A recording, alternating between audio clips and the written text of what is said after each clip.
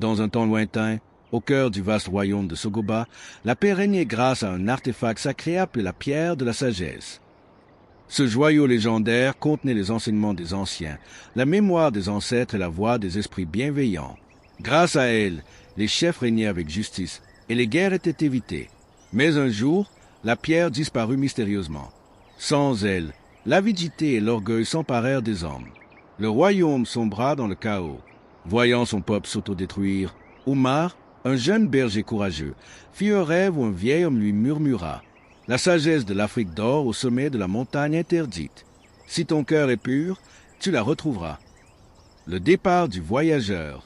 Sans hésiter, Umar quitta son village et entreprit un périple périlleux à travers le continent. Sur son chemin, il rencontra 3 épreuves qui testèrent son courage, son intelligence et son humilité.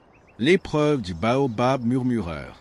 Dans la grande forêt de Django, il rencontra un vieux baobab qui parlait aux voyageurs. « Je te laisse passer si tu réponds à ma question. Qu'est-ce qui est plus précieux que l'or et plus fort que l'épée ?» Après un moment de réflexion, Umar répondit « La parole d'un ancien, car elle construit l'avenir sans verser de sang. » L'arbre sourit et s'ouvrit, dévoilant un passage secret vers la montagne interdite.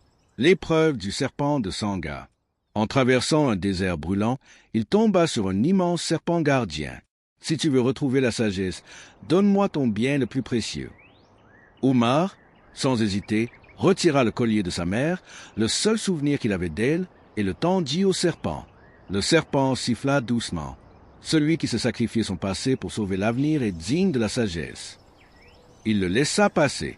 L'épreuve de la vérité cachée. Enfin, arrivé au sommet de la montagne, Umar ne trouva pas la pierre, mais un vieil homme assis sous un arbre. « Où est la sagesse perdue ?» demanda Umar, essoufflé. Le vieil homme rit doucement et lui montra son propre cœur. La sagesse ne s'est jamais perdue. Elle n'a jamais été une pierre. Elle est en chacun de nous, dans ceux qui écoutent, partagent et enseignent. Le retour du héros. Umar revint au royaume de Sogoba et raconta son voyage. Les gens réalisèrent alors que la sagesse ne pouvait être volée, mais seulement oubliée. Grâce à lui, le peuple retrouva l'harmonie, et son nom devint une légende. On l'appela Umar le Sage, celui qui avait réveillé la mémoire de l'Afrique. Morale de l'histoire. La sagesse n'est pas un objet à posséder, mais un savoir à transmettre.